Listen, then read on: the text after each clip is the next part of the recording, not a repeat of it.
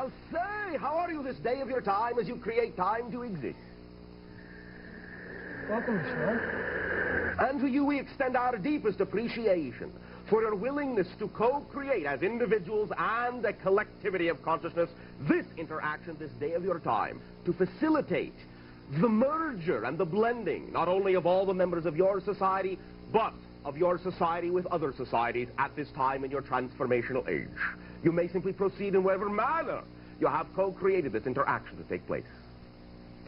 Thank you very much, Bashar, and welcome to Inward Bound, and welcome to TV, although I'm sure you have probably much more advanced methods of communication, but this is the best thing we've got right now here on planet Earth. I was wondering if you might elaborate a little bit on the idea that you had in mind when we picked the title 2 weeks ago for the theme of the show, Live Your Dreams. I have some questions in mind, but I thought you might like to have something to say first. Thank you.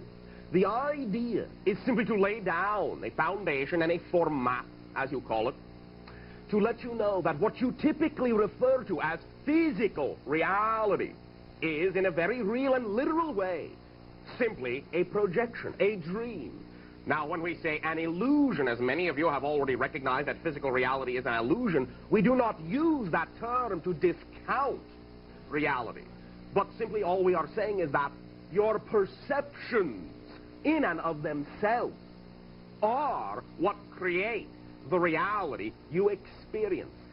That you are manifestations, you are expressions, you, each and every one of you, are facets of the multidimensional crystal of infinite creation. You are all the thoughts of the infinite creator, all the different ways that the infinite creation has of thinking itself into beingness, thinking itself into creation. And so physical reality is but the dream of the infinite creator, and each and every being within creation are the active co-dreamers, co-creators. So as you dream, as you believe, as you perceive, as you think, so you experience. So when you learn that your physical reality is simply the product of what you dream it, what you imagine it, what you believe most strongly your reality to be, then you will recognize that you are in control of the ebb and the flow of that experience of energy in your life, and you can create it to be whatever you desire, whatever you prefer it to be, if it is not so at this timing. When we look at our lives, I'm now speaking obviously for myself, and I think for some people in the audience, for many of us there seems to be a discrepancy between the dreams that we hold, the visions that we hold for ourselves of what we would really like to accomplish, and what we see happening around us. But this is primarily because of the habitual ritual that your society has created of not believing that your imagination, that your thoughts, and that your desires do in fact have an effect upon your physical reality. Not only an effect, but they are responsible for creating it to begin with. When your society continues to believe that physical reality happens outside of you, and that you really have absolutely no power over what is going on, that you are simply a random cog, as you say, in a large machine that operates without you or with you, then you do not know that you are in touch with that creative ability. You do not know that the reality that you see around you will also be the product of your unconscious and subconscious fears and belief systems. The idea is to bring this awareness to conscious level so that you can know that what you see around you may be the product of what you have been taught to fear might be true, what you have been taught to believe might be true against your desires, against your preferences, and to be in control of knowing that once you acknowledge that you are creating what is around you anyway, you know you are in control of it and you can change in the directions you prefer to. We talk about belief, emotion, thought. These being, I believe, as you put it, the keystones or the cornerstones of the prism. We are a crystalline structure. Our body has, obviously, an energy field. And those three things, belief, emotion, and thought, is what creates the reflection? Is what creates what you call your persona, your personality. You see, your persona, your personality, the person that you believe yourself to be, you consider yourself to be in this life, in this focus, is not exactly the totality of who and what each and every one of you is.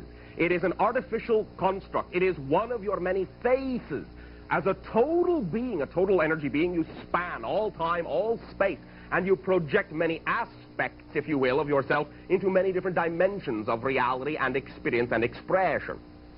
So each and every one of those faces, each and every one of those persona, being an artificial construct, is like a prism.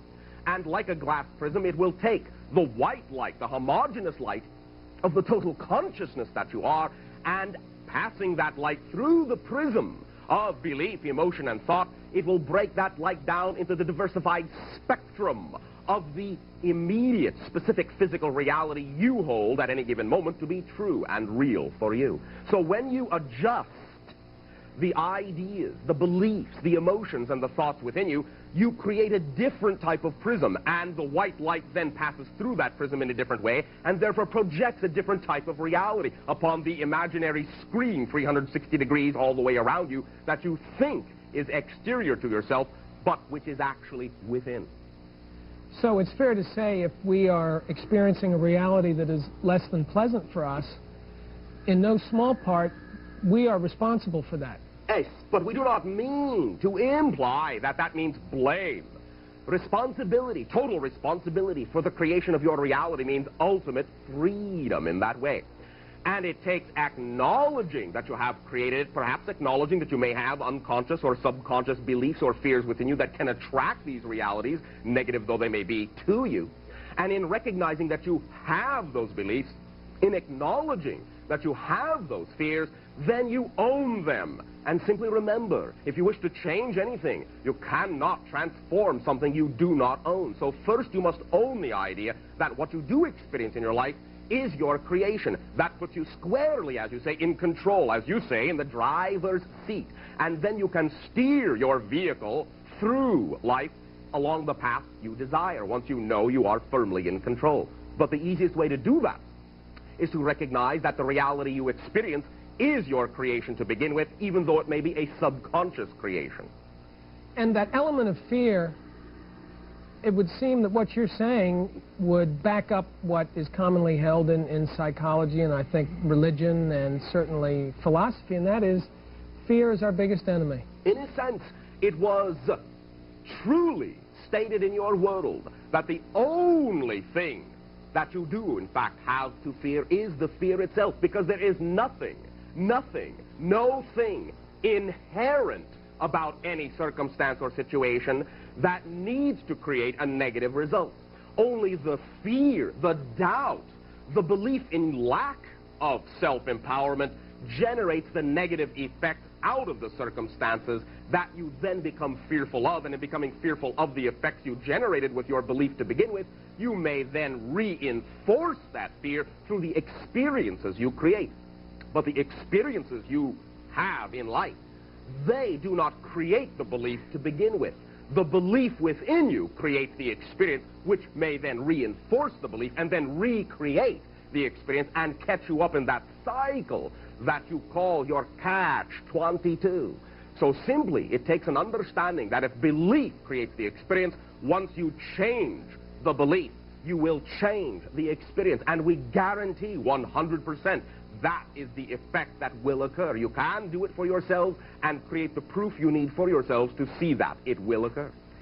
What would be something any one of the viewers could do at home right now watching the show to really get in touch with perhaps what their highest mission is, their purpose, their destiny? What will make them happy? I am convinced that everyone has an optimal, even though we may not experience it, we have an optimal path. In a sense, yes. Now, this is a very simple idea and a very simple answer. For recognize what excites you with integrity the most in life itself is the sign and the signal that lets you know what it is in life you can do most easily and can most effortlessly support you in the doing of that thing.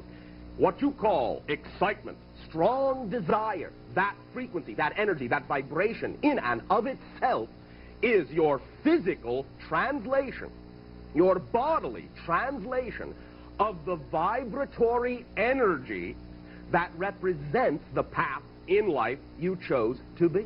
So when you follow what excites you the most, you are most harmoniously, synchronistically aligned with all levels of your consciousness. All you need to do to see the effect of following what excites you the most is to trust it. Yes. And in that creating what we want, what is it that blocks us from achieving that? I mean, there's a whole room full of dreams here. And but again, the idea, you have been taught it isn't that easy. You have been taught that if there is anything worth having in life, you must struggle, you must suffer in order to earn it in that way. As you have a saying upon your world, I believe it goes, no pain, no gain. If you believe in that, then you will not allow yourself to experience gain without the pain.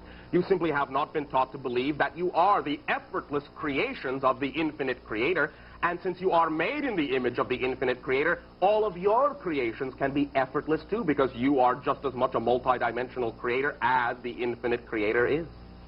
What about, quote, the American dream?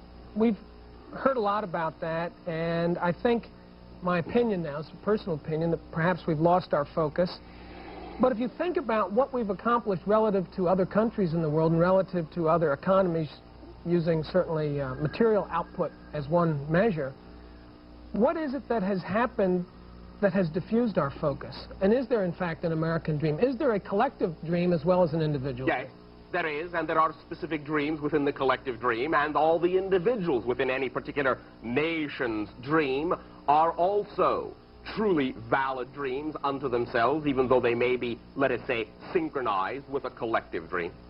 But the diffusion that you may feel, that you may be experiencing, is simply, in a sense, a blending, a time of unlocking from past conceptions and a refocusing into new points of view, new attitudes, new directions, new approaches. In this way, this diffusing broadens your scope, broadens your horizon, broadens your perspectives, and gives you more opportunities to determine for yourselves that there may be more ways to get somewhere than you previously thought. You see, there is no one way to do anything. If there was only one way, there would only be one person. Look around. Your world is populated by billions of individuals, and each individual is a different way, a different idea, a different expression, a different path of the infinite creation and the overall collective dream, if you will. Now, each and every nation upon your world shares and holds an aspect of the collective dream, and different nations will represent certain ideas that other nations are not willing to play out or simply have not chosen to play out. That is why you now find your world growing and blending together, becoming, as you say, smaller and smaller every day, because now you are becoming one dream. Each and every individual in every nation, and each and every nation are gathering together and bringing with them the pieces of the collective total dream, so that you can all live the one dream of the total collective consciousness that all of you together on your world are. That is what will now begin to allow you to function as one world, and that functioning will allow you to function with other whole worlds and allow you to join what you may loosely term our association of worlds. It would almost seem that this particular technology that we're using right now, television, is a very good way to achieve that.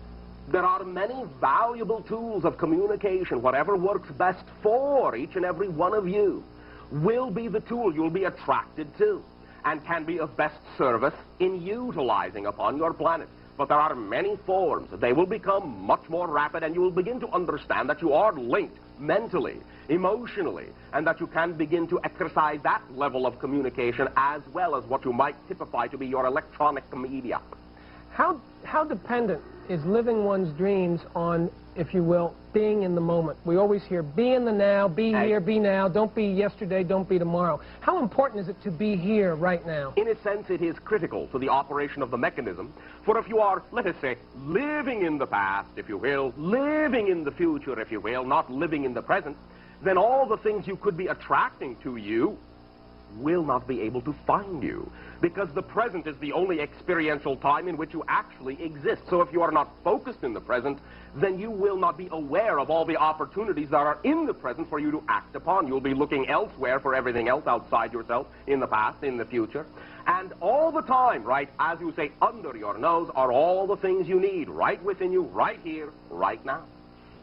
When we look at the concept of time, some people say time is sequential and linear, And then, of course, there's the argument, which I think is now becoming very popular, is that actually all time already exists. All events have already taken place. So rather than being in linear sequence, they've already all happened. It's just our perceptive understanding of them. Well, yes, in a sense, although your nomenclature that they have already happened is also a linear frame of reference, because they are all happening all the time, right now, simultaneously, forever. But the idea is that both are true.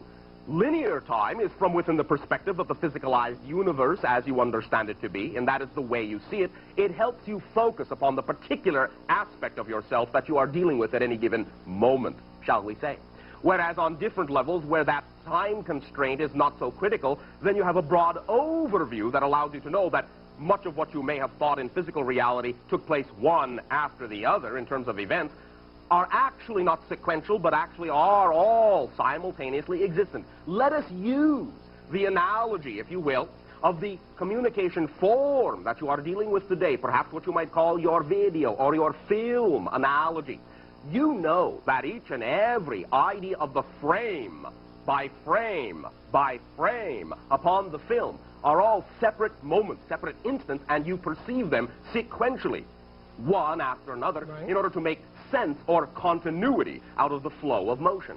But you, in living in the frame, perhaps, are not aware of the frame about to come up, do not have a real strong perception of the frame that has already passed by. You're only immediately aware of the frame you are in. However, when you, as the, let us say, filmmaker, which is what you are, the creator of your reality, step back and look at all the frames laid out below you, well, you know that even though each and every experience in every frame is a discrete experience in sequential order, as a filmmaker, you know that the whole film exists all at once. All the frames are there right now.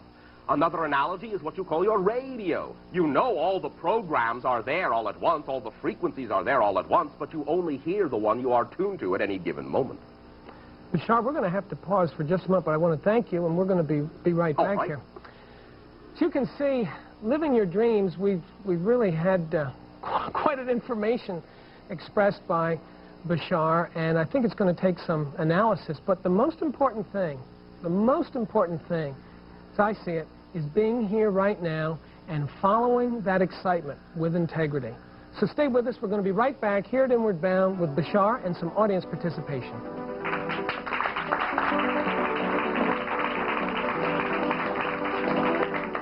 Welcome back to Inward Bound. I'm Sam Kephart, and if you're just tuning in, we're in mid-channeling, if you will, with Darryl Anka, who is channeling Bashar, who is an entity from the planet Esasani, and we're talking about Live Your Dreams. And I think, Bashar, now, with your permission, we'd like to have some audience participation. So if I could have hands right here. Okay. Yes, Bashar, you talk a lot about dreams and the subconscious. Could you give us a better explanation of what the subconscious really is in human terms, or how we can understand it better? Is it like a tape recorder where we're born with a blank recording, or is it something that's been programmed before we've been sent here on the planet? To some degree, it is a product of the combined mentality you have created your civilization to be. It is, in a sense, a filter, if you will, because you come into this society not believing that you can be completely conscious about all that you need to be conscious about. So you create levels, compartments, if you will, into which you can place the things you are not yet, in your terms, ready to deal with at any particular moment, one thing at a time, as you say. It is the product of living in linear time. It is the compartmentalization of the consciousness that you are, so that you can, in your terms, sort things out in a more highly focused methodology. You can allow yourself to begin now to know in this transformational age that you are one consciousness, and as you begin to know you are one consciousness, the ideas that you experience that you call the subconscious and the unconscious will, in a sense, begin to dissolve and allow you to experience yourself in the now moment as one operational consciousness, simply knowing what you need to know when you need to know it. Anybody else? Gentleman behind. Yes, Bashar. I was curious, keeping in mind that our physical self is basically a personification of our spiritual self. Are we able actually to physically, as we know it, change or restructure ourselves physically based on a spiritual restructuring? And is the change actually physically noticeable as we know it? It can be. Again, as you have said, the body is simply the spirit in physical terms. The physical world is simply the shadow of the soul. When you wish to change the shape of your body's shadow, you do not pull and tug at the shadow, you change the shape of your body and the shadow follows suit. When you wish to change the shape of your body or any idea or aspect in the physical world, you change the shape of your soul, which is the idea that you are at any given moment. The physical reality has absolutely no choice but to follow suit, and it can be noticeable to the other individuals in that physical reality if your communicative telepathic skills in that sense are strong enough. Is there any way that we can develop that type of concentration, and if we are able to develop that type of concentration, is it possible that for example, people who would have, for example, a disorder such as diabetes or Down syndrome would actually be able to restructure themselves to live what we would consider to be a... You are now beginning to explore in your civilization many of the understandings that you are made of energy. You are a ferro, an electromagnetic energy in a particular crystalline pattern. You can learn to re-identify, restructure that pattern. And in so restructuring that pattern, your body will recrystallize in whatever format is indicative of that pattern, and as a new blueprint, a new definition. If it does not contain the definition of dis-ease, then it will not be able to express the idea of dis-ease. Yes, it is very possible, because everything is a matter of vibrational frequency. As you believe, so you shall experience. Now, there may be individuals who cannot bring themselves to believe that that is possible, and so they may wish to work through some of the belief systems within your society that your society already considers valid. But even though you may avail yourself of what may be, in your terms, a mundane belief system, a mundane cure in that way, it is you that have still, in a sense, cured yourself by simply extending a belief into a particular type of method that you think will work. Bashar, I think I have a follow-on question to that. So it would be fair to say that the multi-billion-dollar healing industry that we have, for instance, in this country, is essentially based on the doctor doing certain things which lead the patient to believe they're cured, yes, regardless of what the technology or the methodology is. Yes, because there are individuals, in your terminology, who may exhibit the simplest of symptoms that no medical practitioner will be able to cure. And there are individuals who, in your medical practitioner's eyes, have absolutely no chance of living, who, in your terminology, will become cured through methodologies that your doctors do not believe in. It is all up to the belief system of the individual and what they attract themselves to that determines how they transform themselves into whatever new idea they desire to be. Is it fair to say that using light spectrum as one method of healing, it's something we really haven't done much with? You are beginning to, and you have actually done it as a society many times before, though you have forgotten. It is something you are now recognizing because your tools, now that you are changing, are becoming simpler, more transformational in concept. Less moving parts, less diversified materials are necessary. You are now working with the energies of creation itself. Light. Everything is made of light. In our ancient language, Esasani, how we refer to our own homeworld, literally translates into your language as place of living light. All beings are literally living light. Okay. Any other questions? We have a question over here. Hey. Wait for the mic. A lot of wonderful accelerations happened to me since coming to the channeling about the last 9 months with you. A lot of acceleration. But I'm still plagued with, when in the middle of something exciting, a left-sided sore throat erupts. And I've been recently using crystal, rose quartz, kunzite to place there, but I notice that it's always more severe in the springtime, Easter time. I always remember as a kid coming down with these sore throats around Easter vacation. I'm just wondering if you can shed some light. Some of it is your susceptibility to the environment that you believe you exist within. Some of it you will also work out in the process you are going through now, that it will involve you in the idea of the acceleration of your energy, the acceleration of your momentum, and the lack of waiting. That will clear some of the systems in your body so they will not be as sensitized to those changes taking place in your planetary atmosphere at this time. We have a question. Okay. So is there anything more I can do with the crystals while I'm... For now, trust your own instincts and imagination and follow whatever belief systems you think are strongest within you. We will speak more with you later. Thank you. Over here, the gentleman in the gray sweater. You make references to terminology that's indigenous to our culture, our society. And I wonder if you get this through, you get this empathically through whom you're channeling In a yourself. sense, we use the channel as a repository of your vocabulary. We are not speaking your language, but only activating from the channel those words that are necessary to make the best sense in your terms out of the concepts we are sending. And does that equate to or with what we might call the universal storehouse of knowledge or information? That is accessible to everyone, yes. Thank you. Thank you. Lady, Penny in the back. In other words, everything you are physically and mentally is a matter of visualization. In a sense, that is one approach. We are as we imagine and believe ourselves to be. You are as you imagine and believe yourselves to be. As you see yourself, your self-image in that way, that is the effect and the result and the experience that you generate. So yes, visualization, one of the strongest senses you have within your inner eye, your inner sight, your inner mind, is highly responsible for the effects you experience physically that structure themselves in your material world, yes. And mentally also. I mean, as far as your health and everything else. It is all literally a matter of belief and attitude. Thank you. Any other questions? Yes, here in front. Erica. I wondered if you would talk a little bit on a national scale about our conflict with Russia and our fear and misunderstanding of them, and about nuclear possibilities. The idea, simply put once again, is that as the representative polarity powers upon your world, or what you call power upon your world, you are, for each other, the thing that each other fears the most within itself.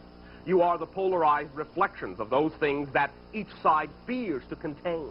This is why the blending together from your hearts, from your desires, from your mind, will allow you to become the one society that will contain all of what you might call the best aspects of all the nations, all the cultures within your world.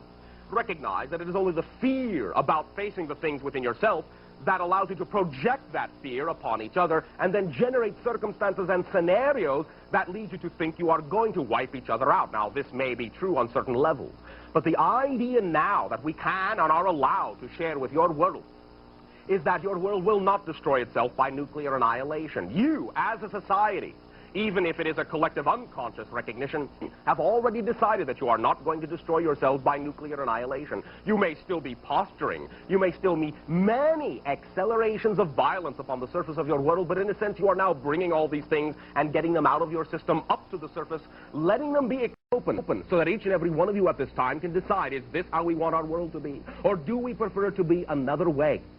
Recognize also at this time, and we can tell you this now only because you have already as a society decided that you will not destroy yourselves through nuclear means. It is your world. You may do with it as you wish. We cannot interfere. That would be contrary to our belief systems. However, you are therefore allowed to do what you will with your world. You may even utterly destroy it if you wish, but not through a methodology that will affect more than your own world. Nuclear annihilation would tear through the dimensional fabrics of space and time and affect many of the alternate parallel universes to which you are attached. And therefore, as your government is actually already well aware of, your world would never have been allowed to wage nuclear war. And your government has been given many demonstrations over the course of various years that the different societies in the association of worlds of which we are a part would in this way simply create an ineffective operation of your war machinery should it have come down to the point where you decided to activate that idea. These demonstrations have been given, and your governments are very well aware of our existence and know beyond a shadow of a doubt that nuclear war is not now in your future. We can tell you this now because you have already yourselves decided not to wage that war. It would not be in anyone's interest at this point. Thank you. Thank you. We have a question here on the end. Yes, sir. Thank you. Bashar, you've spoken of parallel dimensions, Okay. and it appears that you've talked about also being in a different dimension, and I'm wondering if that's a dimension that you could be in the same space with us and be in a different dimension and we would not be aware of your presence. In a sense, that is true for every parallel reality, no matter how far away it is in time or space. All of the idea of time and space being the type of illusion that it is means that every idea, every civilization, every time, every place exists, quote-unquote, as you say, here and now. simply on different frequencies. Once again, your radio analogy works best. All the programs overlap. All the frequencies, all the signals are there. You get the one your dial is tuned to. All the others tuned to other dials will not experience your program. You will not experience theirs until the dial is shifted to accommodate the translation. So in your society, you're able to tune to different programs or stations. Yes, and as you are learning to do as well. You see, the modality of our space travel is not really travel in that sense. It is re-identification of ourselves within the universal holographic matrix. When we re-identify the idea of our time-space coordinate vibrational signature, then by definition our spaceships must appear at the new coordinate that has been programmed into the identity of the vibrational field of the ship. We do not travel in a sense. We relocate, redefine, re-identify ourselves within the universal matrix. You follow me? Yes. And I'm wondering about the direction that we're going to go through. To be able to travel efficiently at greater distances or relocate our positions, our technology has to be upgraded. We have to have the clarity of the light crystallization. Come to know this, I presume. Much of this technology does already exist upon your world, but because of what you have created and structured your society to be, much of it has been suppressed. How soon do you see us... Within what you call the next 3 decades of your time, as we perceive your energy, an entire foundation for your society will have been laid to allow each and every one of you to know beyond a shadow of a doubt that you create your own reality, that there are other civilizations desirous of interaction with you, and you will begin to formulate the ideas of what you call harmonious existence upon your entire planetary sphere. So will we have a revolution in travel then, the vehicles that we use? Yes. And are we also able to travel just spiritually? Oh, yes. Understand, this is all, quote-unquote, spiritual travel anyway.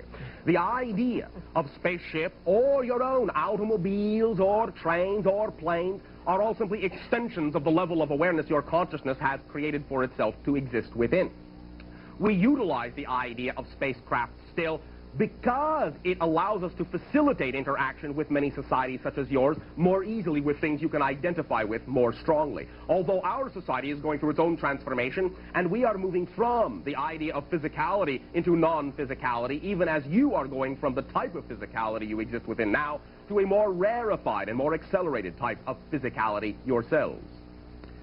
Bashar, I have a follow-on question, if I may, to the point that was made earlier about not destroying the planet. When we're talking about living your dreams, I'm sure every single individual, regardless of the political system that they're in, really deep down inside feels that they want peace, they want harmony, they want some sense of grounded belongingness. Right. And I'm wondering what we can do as individuals to jointly and individually create that dream of peace and harmony, not in some airy-fairy sense, because, you know, there's people say, it's a bunch of baloney, we have to have weapons, we have to have this, we have to have that. And yet, on the other hand, I think if we were to place the same assets, shall we say, the same resources that are going into weapons research and things of this nature, into upgrading our ability to get along with each other and sharing positive technologies, it would work better. What can we do? If you were advising us, what can we do? First of all, you can begin to teach the following idea to every being upon your world. Each and every individual truly is as powerful as he or she needs to be to create whatever reality they desire without having to hurt anyone else or themselves in order to create it.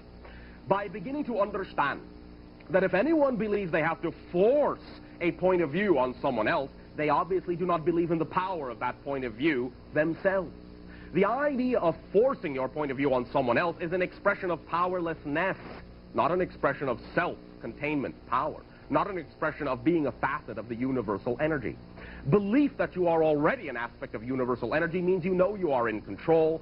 Forcing an idea upon someone else means you believe you are out of control. And then you have a tendency to believe you are going, as you say, down the tubes and wish to take as many individuals with you as you can because you do not want to be alone, which the belief in lack of power allows you to feel as if you are alone. You are not alone. None of you are alone. You are upon your own world, together as a family. Literally, you are connected to every other world, every other dimensional plane within creation. Now, in your terminology, pragmatically speaking, if you will but allow yourselves to know that you can do the things in your life that attract you, that you desire, that excite you the most with integrity, knowing you do not have to hurt anyone else or yourself in order to create that reality, you will, I guarantee it, 100%, see the differences occurring. You will know. You do not have to fear anyone else, because the vibration you are will be the reality you experience. Remember this, it is simple physics, simple mechanics. No circumstance and no situation has built-in meaning. They are neutral, blank, empty scenarios in that way. They are a set of relationship props. You give them meaning by having been taught to believe that they mean this or that or something else. So any neutral situation that you give a positive meaning to, you will get a positive effect out of. Any neutral circumstance you give a negative meaning to, you will get a negative effect out of. It is simple physics, simple mechanics, and it does work, I guarantee it. As soon as you know beyond a shadow of a doubt, with ultimate trust and simplicity, that if you are willing to know what you prefer in life, willing to believe that your ability to desire it is your ability to manifest it, then you will act accordingly, physically. You will act upon the opportunities that present themselves to you in positive directions, and you will see and reap positive benefits. Always. There are no exceptions. Thank you, Bashar. I think we have time maybe for one more question. Gentleman in the back, Kurt, 1 second. Let's get back there. Just this. In a spiritual sense, there seems to be no contradiction between the idea of predestination and free will. We do have free will. Oh, yes. In a spiritual sense, but in a physical sense. There are two types of free will. The free will of the physical you, the physical consciousness you know yourself to be. The free will of what you might call the higher consciousness, the total being.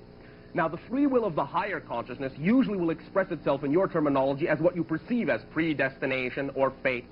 But it only expresses its free will in that sense in the most generalized of terms.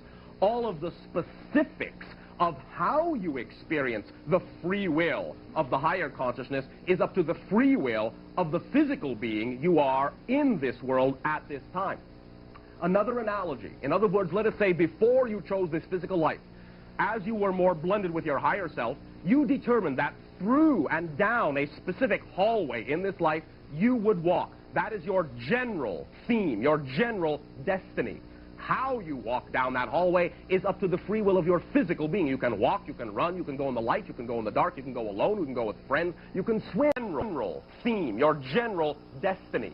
How you walk down that hallway is up to the free will of your physical being. You can walk, you can run, you can go in the light, you can go in the dark, you can go alone, you can go with friends, you can swim, you can fly, you can go backwards, you can go upside down, you can look in all the doorways down the way, you can go right to the end. It is up to you how you walk down that hallway, but walk down that hallway you will, because that is the basic experience that the total soul, the free will of the total being you are, desires to have. You follow me? Yes, but we'll still be subject to certain physical laws. If, for example, it is predestined that California, where we are now, will someday experience a disastrous earthquake. It is not predestined. There may be gradual change, but recognize this about what you call prediction. The idea is that there is no such thing as a prediction of the future. For all probable futures are just as real. When you hear a prediction, as you call it, recognize that it is simply this. It is a sensing made at the time the sensing is made of the energy that exists at the time the sensing is made. That is the most likely energy to manifest if it doesn't change.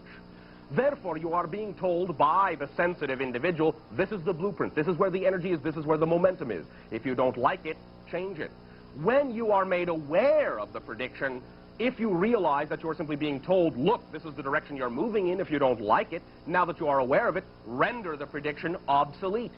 You are always in control. You can function as a safety valve, if you wish, and you can channel that energy through you so that it does not have to build up to the point where you have to shake yourselves awake. If you are willing to wake up now, you can aid and assist in the transformation and allow it to change your world in beneficial rather than disastrous ways. You can destructuralize your society to reform a new society without having to cause destruction in the negative sense. So that is not predestined. There may be a great deal of momentum behind it, but much of that momentum since the first time it was predicted has changed. And you will find that many of the catastrophes that have been predicted for your entire world are now far more remote, far more isolated, not as generally widespread. You have already woken up to a great degree and done much to transform this energy in positive ways. You are always in control. What you may recognize as the basic laws of the universe, you may agree to believe in en masse to a certain extent. None of those laws in any way, shape, or form mean that you must suffer. If a certain area is going to experience the idea of a catastrophe in that way, if you are simply not of the vibration of that idea, if you do not need that idea, whether you plan to consciously or not, you will simply not be in that area when it occurs. Bashar, I want to thank you for just a moment here. We're going to have to pause. A little bit speechless, as I'm sure many of you are, but the important thing to remember here is that we are having access right now to a reflection of someone who, from an outside environment, that's simply reflecting back to us what we already know. And I think deep inside, we know that this is what it's all about, and we'll be responsible for the reality to create. So stay with us. We're going to be right back here at Inward Bound with...